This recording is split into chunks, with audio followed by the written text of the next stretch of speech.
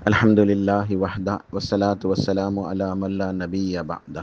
فاعوذ باللہ من الشیطان الرجیم بسم اللہ الرحمن الرحیم۔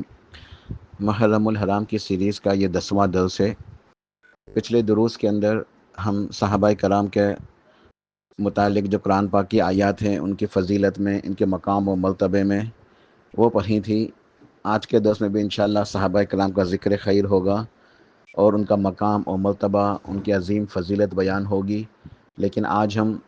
سنت نبویہ سے یعنی احادیث مبارکہ سے پیارے نبی کریم محمد الرسول اللہ صلی اللہ علیہ وسلم کے پیارے فرامین سے صحابہ کرام کے مقام اور مرتبے کو سمجھیں گے انشاءاللہ۔ یعنی آج صحابہ کرام کی فضیلت میں احادیث کا مطالعہ کریں گے۔ پچھلے دروس میں قرآن پاک کی آیتیں تھیں اور آج کے درس میں احادیث بیان کی جائیں گی انشاءاللہ۔ امام احمد الحنبل رحمہ اللہ اپنی حدیث کی مشہور کتاب مسند احمد کے اندر روایت بیان فرماتے ہیں، ان سیدنا عبداللہ بن مسعود رضی اللہ تعالیٰ عنہ قال ان اللہ نظر فی قلوب العباد، کہ یقیناً اللہ سبحانہ و تعالیٰ نے اپنے بندوں کے دلوں کی طرف جھانکا۔ اس حدیث کی شرح یہ ہے کہ اللہ سبحانہ و تعالیٰ نے اس دنیا کو بنانے سے بھی پہلے، یعنی یہ ایک تمثیل بتائی جا رہی ہے ایک مثال کے طور پہ، کہ اللہ سبحانہ و تعالیٰ نے تمام بندوں کے روئے زمین کے اوپر جتنے بھی انسان ہیں، ابھی وہ پیدا بھی نہیں ہوئے تھے، ٹھیک ہے، سیدنا آدم علیہ السلام سے لے کے آخر تک تمام کے تمام انسانوں کی بات ہو رہی ہے۔ ان اللہ نظر فی قلوب العباد، اللہ تعالیٰ نے اپنے تمام بندوں کے دلوں کے اندر دیکھا۔ وہ تو علیم بذات الصدور ہے، اس کا علم کامل ہے، مکمل ہے، تو اس نے اپنے بندوں کے دلوں کے اندر جھانکا، دیکھا۔ فوجد قلب محمد صلی اللہ علیہ وآلہ وسلم خیر قلوب العباد فاصطفاہ لنفسہ فابتعثہ برسالتہ، تو اللہ پاک نے یہ پایا کہ محمد کریم صلی اللہ علیہ وسلم یعنی پیارے رسول اللہ صلی اللہ علیہ وسلم کا جو قلب اطہر ہے وہ سب سے تمام بندوں میں، پوری انسانیت میں تمام بندوں میں سب سے زیادہ پاکیزہ، منزہ، منور اور سب سے بہترین اچھا دل، تمام دلوں کے اندر، تمام بندوں کے دلوں میں سب سے بہترین، سب سے اچھا، سب سے پاکیزہ اور مطہر اور طاہر اور سب سے بہترین دل جو پایا وہ جناب محمد رسول اللہ صلی اللہ علیہ وسلم کا۔ تو اللہ سبحانہ و تعالیٰ نے آپ کو اپنے لیے خاص طور پر چن لیا، اپنی نبوت عطا کی، رسالت عطا کی، آخری نبی بنایا، آخری رسول بنایا۔ ثم نظر فی قلوب العباد بعد قلب محمد صلی اللہ علیہ وآلہ وسلم، پھر اللہ سبحانہ و تعالیٰ نے آپ کے بعد یعنی نبی علیہ الصلوۃ والسلام کے بعد آپ کو ہٹا کے باقی جو بچے تمام لوگوں، پوری انسانیت، ان کے دلوں میں دوبارہ سے جھانکا۔ اللہ پاک نے پہلی مرتبہ جھانکا، بندوں کے دلوں کے اندر دیکھا تو سب سے بہترین دل پایا اپنے حبیب کا، تو آپ کو چن لیا اور نبوت اور رسالت عطا فرمائی، آپ کو آخری نبی بنایا، آخری رسول بنایا، اپنا حبیب بنا لیا۔ اس کے بعد اللہ نے پھر اپنے بندوں کے دلوں کے اندر دوسری مرتبہ جھانکا، فوجد قلوب اصحاب خیر قلوب العباد فجعلہم وزراء نبیہ، تو اللہ پاک نے آپ کے جو صحابہ کرام تھے، آپ کے جو صحابہ کرام تھے سیدنا ابو بکر سے لے کے تمام صحابہ، ٹھیک ہے، اس کے اندر تمام صحابہ آ جاتے ہیں، جب ہم صحابہ کہتے ہیں اس میں سب آ جاتے ہیں، اہل بیت بھی آ جاتے ہیں، ازواج مطہرات یعنی امہات المومنین بھی آ جاتی ہیں، سب صحابہ آ جاتے ہیں۔ تو اللہ پاک نے آپ کے تمام صحابہ کرام کے دلوں کو سب سے اچھا، سب سے اچھا، سب سے پاکیزہ، سب سے بہترین پایا، ہر پہلو سے، ہر لحاظ سے سب سے اچھا پایا۔ تو اللہ تعالیٰ نے ان پاکیزہ نفوس کو چن لیا اپنی نبی کی صحابت کے لیے، یعنی اپنے نبی کا صحابی بنا دیا۔ تو دنیا کے تمام لوگوں میں سب سے بہترین دل کس کا تھا؟ محمد الرسول اللہ صلی اللہ علیہ وسلم کا تھا۔ تو آپ کو اللہ تعالیٰ نے چن لیا، اپنا حبیب بنا لیا، نبی اور رسول بنا لیا، اور آپ کے اوپر نبوت اور رسالت کو ختم کر دیا، آپ کو آخری نبی، آخری رسول بنا لیا۔ پھر آپ کے بعد سب سے زیادہ بہترین دل جن کے تھے تو ان کو اپنے نبی کی صحابیت کے لیے چن لیا، تو وہ صحابہ کرام ہیں، یعنی اللہ کے نبی کے بعد سب سے بہترین دل اس دنیا کے اندر کس کے ہیں؟ صحابہ کرام کے۔ اس کے بعد دوسری حدیث ہے، صحیح بخاری صحیح مسلم کے اندر ہے، سیدنا عبداللہ بن مسعود رضی اللہ تعالیٰ عنہ قال سئل رسول اللہ صلی اللہ علیہ وسلم ای الناس خیر قال رسول اللہ صلی اللہ علیہ وسلم قرنی ثم الذین یلونہم ثم الذین یلونہم۔ یہ حدیث بخاری مسلم کے اندر بھی ہے، دیگر تمام محدثین نے بھی اس کو نقل کیا ہے، مختلف الفاظ سے ثابت ہے کہ سرتاج رسول نبی علیہ الصلوۃ والسلام سے پوچھا گیا کہ سب سے بہترین لوگ کون ہیں، سب سے بہترین لوگ کون ہیں، اور یا سب سے افضل لوگ کون ہیں، سب سے خیر اچھے لوگ کون ہیں؟ تو آپ نے ارشاد فرمایا کہ سب سے بہترین لوگ میرے زمانے کے ہیں، جس زمانے کے اندر میں ہوں اس زمانے کے لوگ سب سے بہترین ہے، پھر اس کے بعد میرے بعد کا جو زمانہ ہے، اور اس کے بعد پھر ان کے بعد کا زمانہ، یعنی ارشاد فرمایا کہ سب سے بہترین لوگ، خیر القرون کہا جاتا ہے بہترین ادوار کے لوگ، یہ تین دور ہیں، عہد رسالت نبی علیہ الصلوۃ والسلام کا دور، پھر عہد صحابہ، اور پھر عہد تابعین، یعنی وہ لوگ جو عہد رسالت کے اندر موجود تھے، نبی علیہ الصلوۃ والسلام زندہ تھے، آپ کی حیات تک جتنے لوگ موجود تھے وہ اس دنیا کے اندر سب سے بہترین ہیں، آپ کے انتقال تک جو آپ کا دور تھا جتنے بھی دنیا کے اندر لوگ موجود تھے، یعنی مراد کیا ہے؟ صحابہ کرام،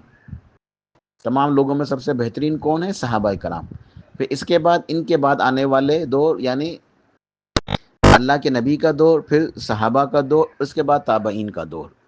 تو یہ سب سے خیر القرون ہے، سب سے بہترین زمانے کے لوگ ہیں جو اللہ کے نبی کے زمانے میں تھے، پھر اس کے بعد صحابہ کا زمانہ، اور اس کے بعد تابعین کا زمانہ، تو یہ لوگوں کے بارے میں ارشاد ہے کہ یہ سب سے اچھے لوگ ہیں، سب سے بہترین لوگ ہیں، سب سے افضل ہیں، یہ فضیلت والے ہیں۔ یہ تیسری حدیث صحیح بخاری صحیح مسلم کی ہے، ان ابی سعید خدری رضی اللہ عنہ قال کہ قال رسول اللہ صلی اللہ علیہ وسلم یاتی علی الناس زمان یغزو فئام من الناس فیقال لهم فیکم من رعا رسول اللہ صلی اللہ علیہ وسلم فیقول نعم فیفتح لهم۔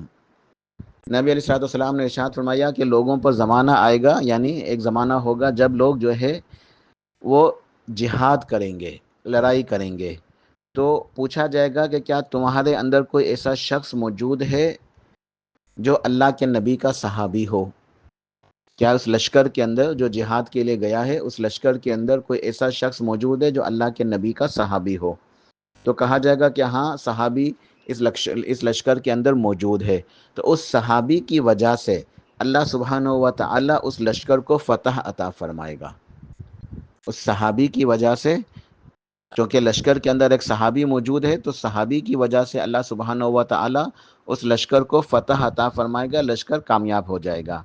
پھر آپ ارشاد فرماتے ہیں ثم یغزو فئام من الناس فیقال لهم فیکم من رعا من صحب رسول اللہ صلی اللہ علیہ وسلم فیقول نعم فیفتح لهم۔ پھر اس کے بعد ایک زمانہ آئے گا کہ ایک لشکر جائے گا جہاد کے لیے، تو اس لشکر کو اندر جنگ کریں گے، تو کہا جائے گا کہ کیا اس لشکر کے اندر کوئی ایسا شخص موجود ہے جو تابعی ہو، جس نے صحابہ سے ملاقات کی ہو؟ تو کہیں گے ہاں اس لشکر کے اندر فلاں تابعی موجود ہیں، تو اس تابعی کی برکت سے، ان کے وجہ سے اللہ سبحانہ و تعالی لشکر کو فتح عطا فرمائے گا، وہ کامیاب ہو جائیں گے۔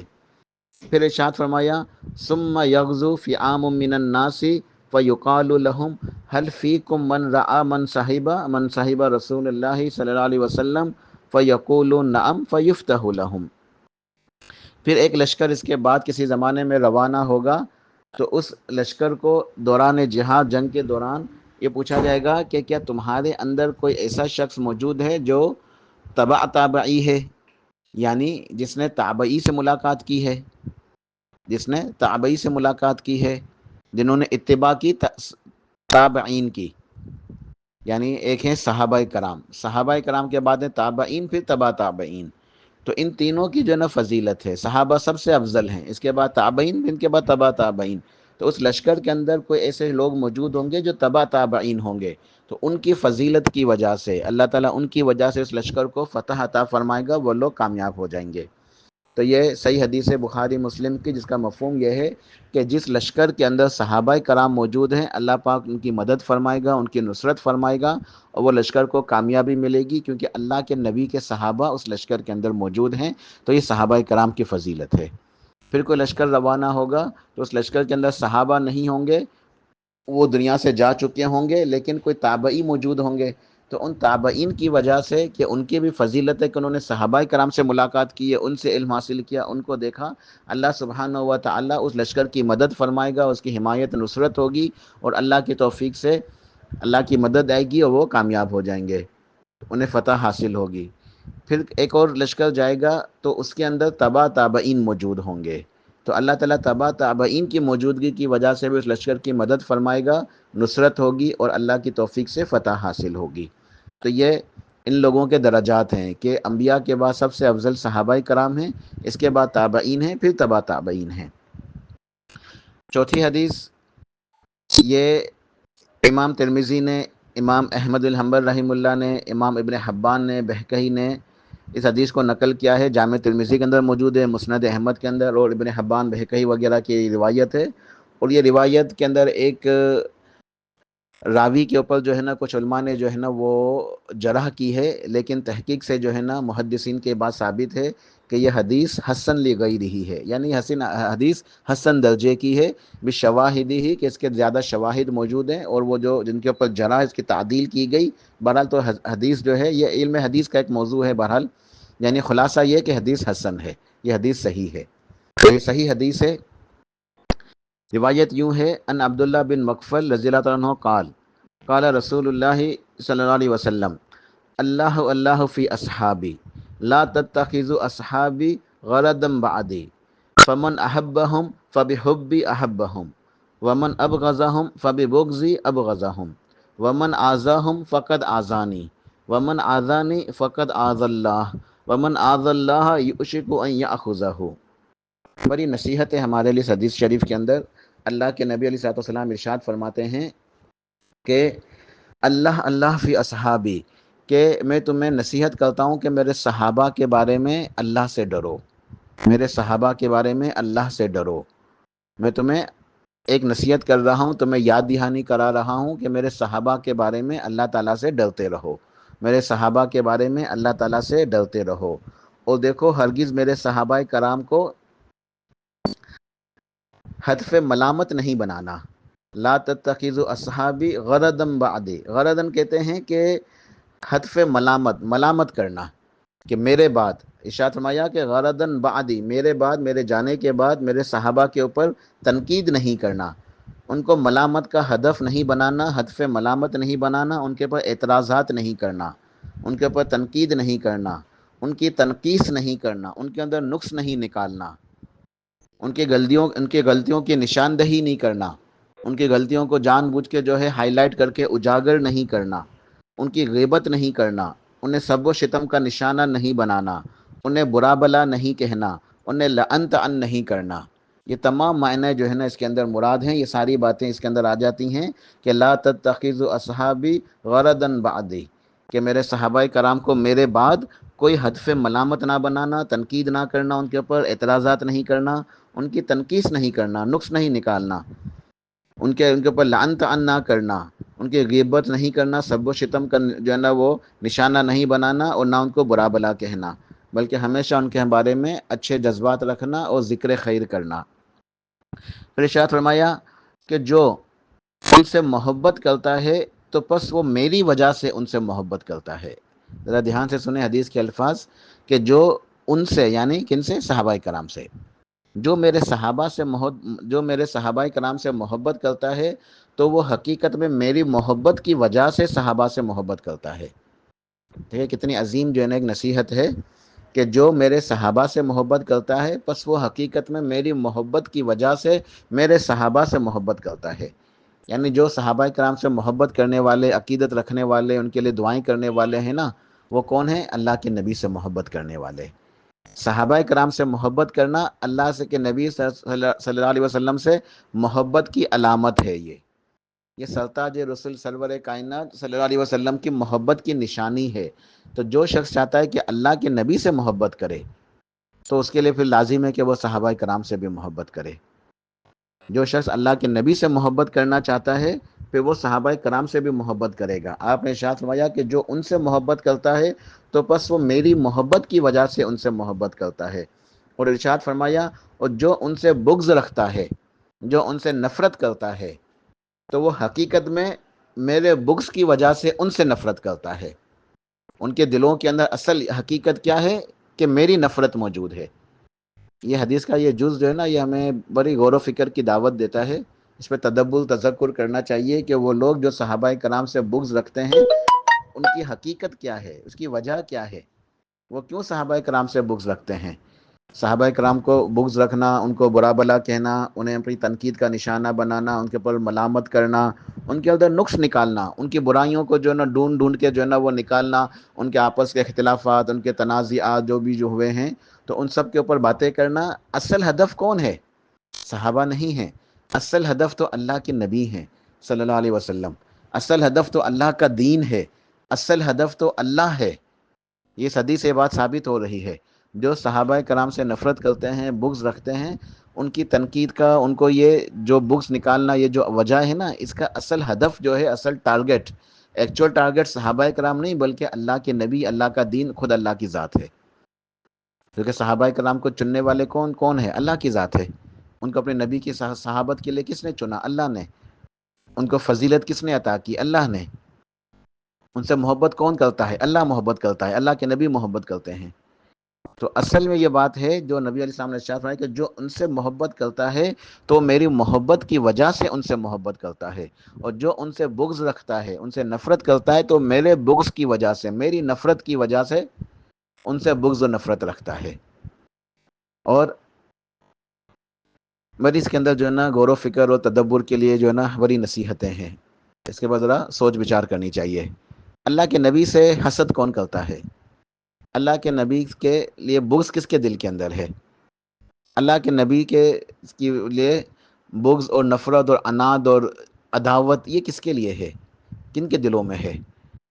جن کی کتابوں کے اندر لکھا ہوا ہے کہ آخری نبی آئیں گے، جن کی کتابوں میں لکھا ہوا ہے کہ آخری نبی آئیں گے اور ان کی یہ علامات ہوں گی، یہ ان کی نشانیاں ہوں گی، ان کے صحابہ کے بھی ذکر موجود ہے، تو پھر تم نے ان کے اوپر ایمان لانا ہے۔ اور وہ کیا سمجھ رہے تھے؟ انہیں یقین تھا کہ ہماری کتابوں میں لکھا ہے، ان کی صفات موجود ہیں، ان کی حلیہ مبارک موجود ہے، ان کی باتیں موجود ہیں، ان کی تعلیمات کا ذکر ہے، حتیٰ کہ ان کے صحابہ کا ذکر ہے۔ ان کو یقین تھا کہ آئیں گے، اور وہ انتظار کر رہے تھے، لیکن وہ اپنے تئیں یہ سمجھ رہے تھے کہ بنو اسحاق میں سے آئیں گے، ہم ہی میں سے آئیں گے، بنو اسرائیل سے۔ لیکن آپ تشریف لے آئے بنو اسماعیل میں سے۔ سرتاج رسل، سرور کائنات، امام الانبیاء، امام کائنات، نبی آخر الزماں تشریف لائے، آخری نبی، آخری رسول سیدنا اسماعیل علیہ السلام کی اولاد سے۔ بس ایک عداوت، نفرت، ایک عصبیت کہ بنو اسماعیل سے کیوں آ گئے، یہ بنو اسماعیل سے آخری نبی کیوں نہ آئے؟ بنی اسحاق سے آتے تو ہم فوراً مانتے، ہم تو انتظار کر رہے تھے ان کا، فوراً ایمان لاتے، ان کی مدد کرتے، ہم تو تیار تھے۔ لیکن اب چونکہ یہ بنو اسحاق سے نہیں آئے ہیں نا،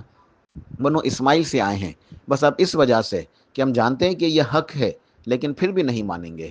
ہم پہچانتے ہیں، ہمیں پتہ ہے، لیکن ایمان نہیں لائیں گے، بلکہ نفرت کریں گے، بغض رکھیں گے اور دشمنی کریں گے۔ یہ یہود ہیں،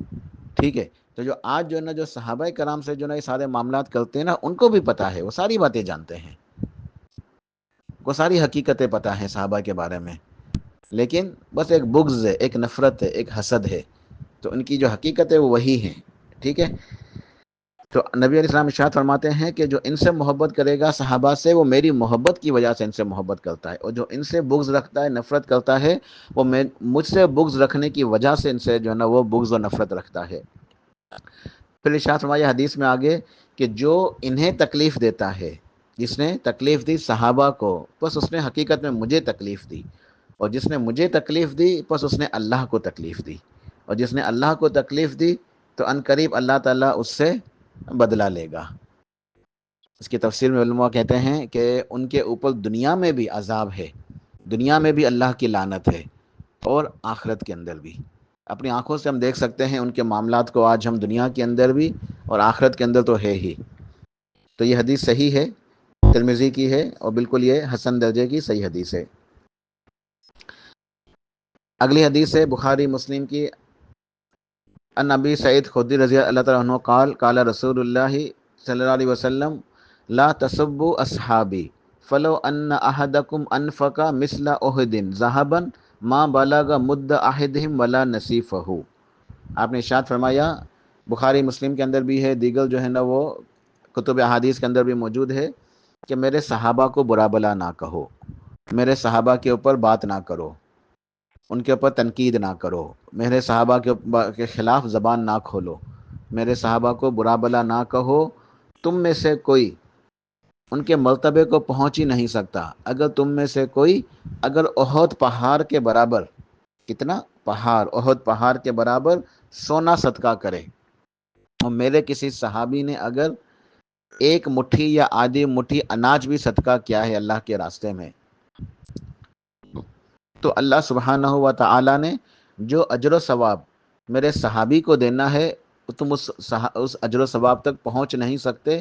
میرے صحابی کا اللہ کے راستے میں خرچ کیا ہوا ایک مٹھی یا آدھی مٹھی اناج، اور تمہارا خرچ کیا ہوا اللہ کے راستے میں احد پہاڑ کے برابر سونا، وہ مقابلہ نہیں کر سکتا. تو انسان سوچے کوئی نسبت ہے؟ صحابی کا خرچ کیا ہوا اللہ کے راستے میں ایک مٹھی یا آدھی مٹھی اناج، اور عام آدمی کا خرچ کیا ہوا احد پہاڑ کے برابر سونا، وہ اس کا مقابلہ نہیں کر سکتا. اللہ تعالیٰ نے یہ مقام، مرتبہ، فضیلت دی ہے صحابہ کرام کو کہ ان کے نیک اعمال کم بھی ہوں تو کتنے زیادہ اجر و ثواب کے اوپر ہیں، کتنا انہوں نے اجر و ثواب حاصل کر لیا، کہ عام آدمی احد پہاڑ کے برابر سونا خرچ کر کے بھی صحابی کے خرچ کیے ہوئے ایک یا آدھی مٹھی اناج کے برابر نہیں پہنچ سکتا. تو یہ ان کی فضیلت ہے. پھر کیسے کوئی شخص جو ہے وہ جس کے دل میں ایمان بھی ہو اور پھر وہ صحابہ کرام کے بارے میں زبان جو ہے نا اپنی زبان کھولے انہیں برا بلا کہے. چھٹی حدیث طبرانی کی ہے، شیخ البانی رحمہ اللہ نے سلسلۃ الصحیحہ کے اندر بھی نقل کی ہے، صحیح حدیث ہے. سیدنا عبداللہ بن عباس رضی اللہ عنہ کی روایت سے وہ ارشاد فرماتے ہیں، قال رسول اللہ صلی اللہ علیہ وسلم، من سب اصحابی فعلیہ لعنت اللہ والملائکۃ والناس اجمعین. جس نے میرے صحابہ کو برا بلا کہا، ان کے اوپر سب و شتم کیا، ان کے اوپر لعن طعن کیا، ان کے اوپر ملامت کی، تو اس کے اوپر اللہ تعالیٰ کی لعنت ہے، اس کے اوپر فرشتوں کی لعنت ہے، اور جمیع انسانیت کی لعنت ہے. جو میرے کسی صحابی کے اوپر بات کرتا ہے، لعنت ملامت کرتا ہے، سب و شتم کرتا ہے، برا بلا کہتا ہے، اس کے اوپر اللہ تعالیٰ کی اور فرشتوں کی اور تمام انسانوں کی لعنت ہے. اور اماں عائشہ کی، یہ سیدنا عبداللہ بن عباس کی روایت ہے رضی اللہ عنہ، اور اماں عائشہ صدیقہ رضی اللہ عنہ کی روایت میں یہ الفاظ ہیں کہ لا تسبوا اصحابی لعن اللہ من سب اصحابی، کہ میرے صحابہ کو برا بلا نہ کہو، اللہ نے لعنت بھیجی ہے اس شخص کے اوپر جو میرے صحابہ کے اوپر لعنت کرے، میرے صحابہ کے اوپر برا بلا کہے، اللہ کی اس کے اوپر لعنت ہے. آخری حدیث صحیح مسلم کی ہے، 7ویں اور آخری حدیث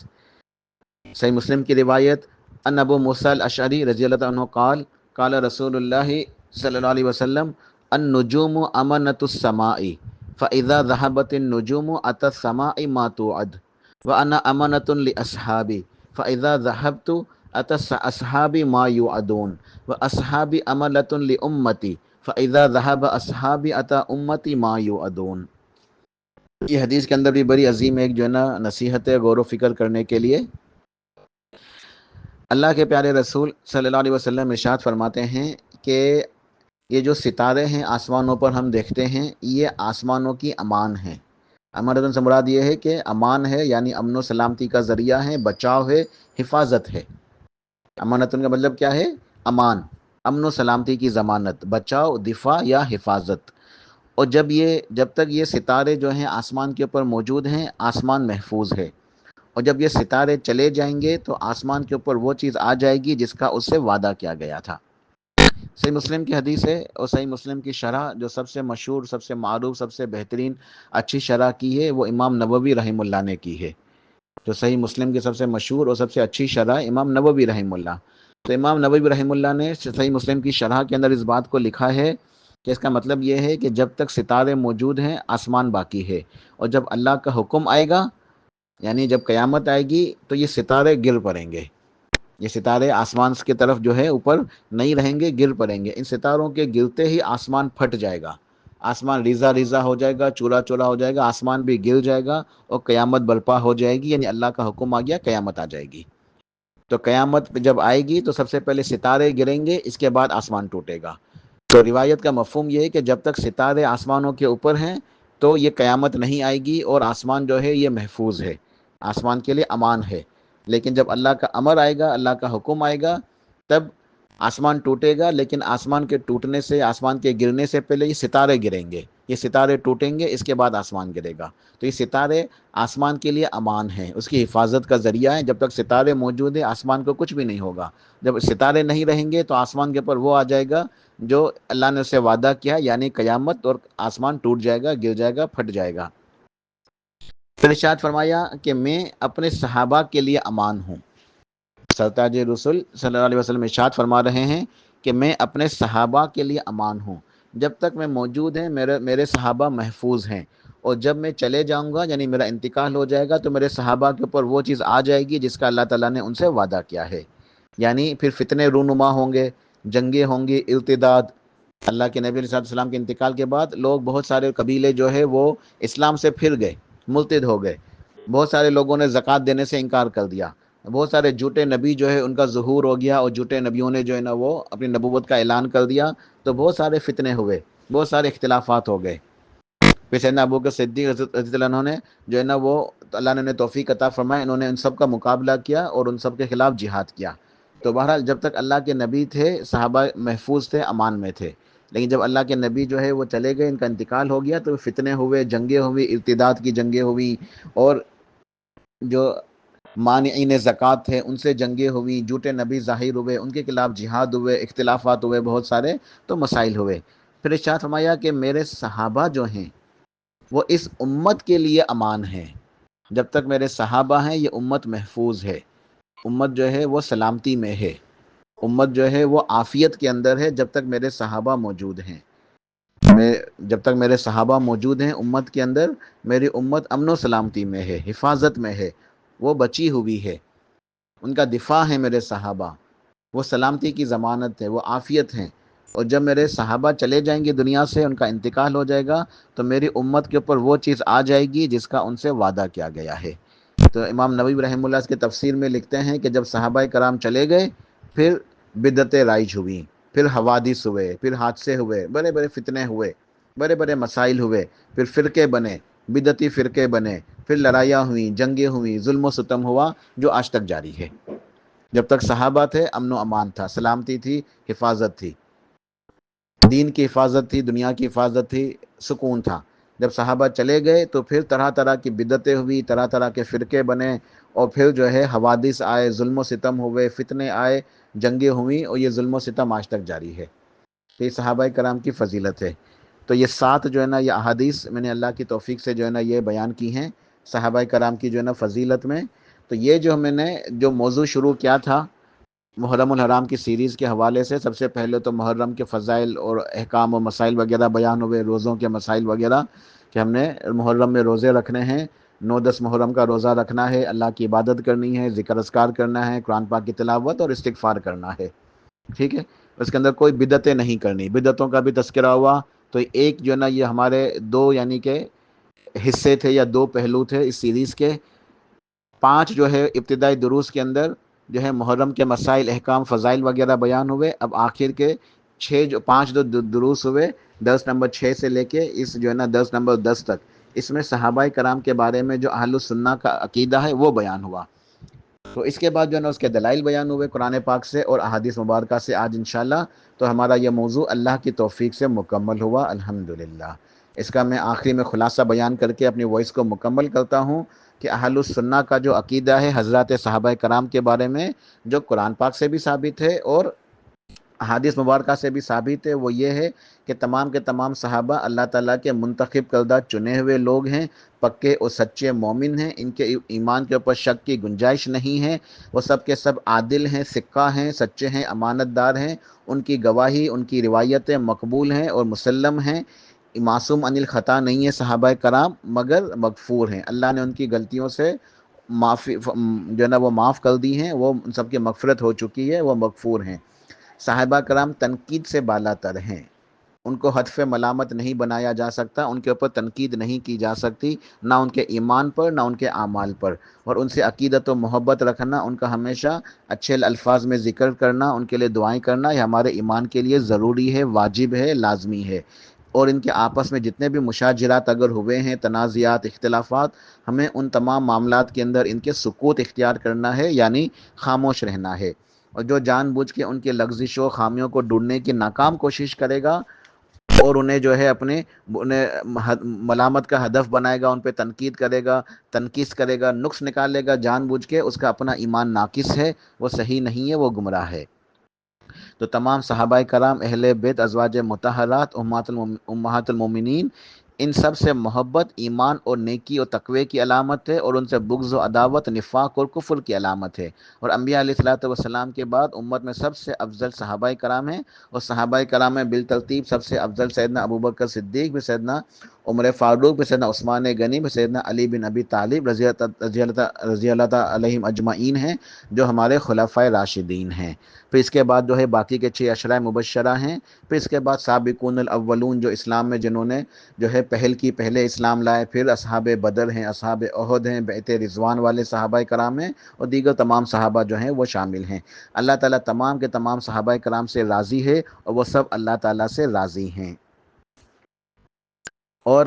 صحابہ کرام کی جو خاص امتیازات ہیں، جو ان کی جو ہے نا وہ فضائل ہیں، جو اللہ تعالیٰ نے اعزازی اسناد قرآن پاک کے اندر جو عطا کی ہیں، ان کا بھی ذکر ہوا، وہ ہمارے ایمان کا حصہ ہے کہ اللہ تعالیٰ نے جو ہے وہ صحابہ کرام کے ایمان کی گواہی دی ہے قرآن پاک کے اندر، ان کی سچائی کی، ان کے اخلاص کی، ان کے تقوی کی، اور ان کو کفر، فسق، عصیان سے جو ہے نا بری کیا ہے قرآن پاک کے اندر۔ ان کے مغفرت کا وعدہ ہے، ان کے لیے اجر عظیم ہے، ان کے لیے جنتیں ہیں، جنت میں ایسے باغات ہیں جن کے نیچے سے نہریں بہہ رہی ہیں، رزق کریم ہے ان کے لیے، جنات النعیم، نعمتوں والی جنتیں ہیں، اللہ ان سب سے راضی ہے، ان کے لیے فوز العظیم، عظیم کامیابی ہے۔ ان کی تعریف اللہ پاک نے تورات و انجیل کے اندر بھی بیان کی ہے۔ صحابہ سب سے بہترین امت ہیں، سب سے بہترین لوگ ہیں، اور صحابہ کا ایمان یہ ایک معیار ہے۔ جو صحابہ کے ایمان کے مطابق ایمان لائے گا تو وہ کامیاب ہے، وہ ہدایت یافتہ ہیں۔ اور صحابہ کرام سب سے پہلے جو ہے وہ اللہ تعالیٰ کے نبی علیہ السلام کی تصدیق کرنے والے ہیں، ایمان کی تصدیق کرنے والے ہیں، اور اللہ تعالیٰ نے فرمایا کہ نبی آپ کے لیے میں کافی ہوں، اور آپ کے صحابہ کے لیے بھی۔ اور یہ ساری جو ہے نا یہ فضیلتیں ان کو کیوں عطا ہوئیں؟ تو صحابہ کرام کے جو خصوصی امتیازات ہیں، اور ان کی جو خصوصیت کے ساتھ جو اوصاف ہیں، اس کی وجہ یہ ہے کہ اللہ کے سب سے پہلے تو اسلام میں سبقت، کہ انہوں نے اسلام قبول کرنے میں سبقت کی۔ پھر اللہ کے نبی کی محبت، وہ سب سے زیادہ اللہ کے نبی سے محبت کرنے والے تھے۔ پھر اللہ کے نبی کے ساتھ جو مصیبتیں آئیں اسلام کے اوپر، ان مصیبتوں کے اوپر صبر کیا، اور اللہ کے نبی کے ساتھ انہوں نے ہجرت کی، اور اللہ تعالیٰ کے نبی علیہ وسلم کے ساتھ انہوں نے دین کی مدد کی، قربانیاں دی، ایثار کیا، اور اللہ کے نبی صلی اللہ علیہ وسلم کے ساتھ مل کے اس دین کی دعوت و تبلیغ کی، دین کو پھیلایا، دین کو پہنچایا، دین کی نشر و اشاعت کی، اور اللہ کے نبی کے ساتھ مل کے اس دین کے لیے جہاد کیا، قتال کیا، اور علم اور عمل کی وجہ سے، کہ انہوں نے علم سیکھا نبی صلی اللہ علیہ وسلم سے، اور اس کے اوپر عمل کیا، اور اس علم کو، عمل کو محفوظ کیا روایت کے اندر، یعنی کتابت وحی، قرآن پاک کی بھی کتابت کی، وحی کی بھی کتابت کی۔ تو یہ دین آج ہمارے پاس موجود ہے قرآن کی صورت میں، احادیث و سنت کی موجود میں، صحابہ کرام کی وجہ سے۔ تو یہ ہمارا عقیدہ الحمدللہ صحابہ کرام کے بارے میں۔ ہمیں چاہیے کہ ہم تمام صحابہ کرام سے محبت رکھیں، عقیدت رکھیں، ان سے پیار کریں، ان کے لیے دعائیں کریں۔ سبحان ربک رب العزت عما یصفون، وسلام علی المرسلین، والحمد للہ رب العالمین۔